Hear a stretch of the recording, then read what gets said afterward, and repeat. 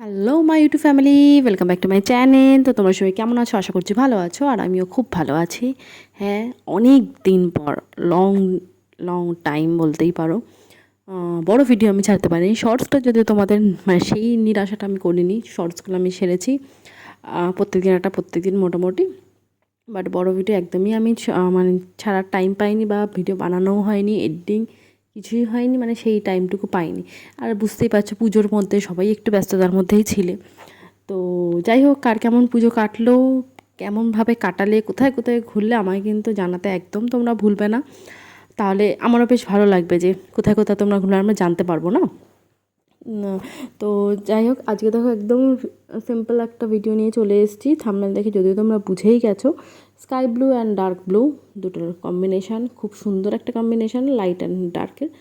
আগা করেই তোমাদের বলে আসি যে এরকম টাইপের কালার কন্ট্রাস্ট কিন্তু বেশ ভালো মানায়।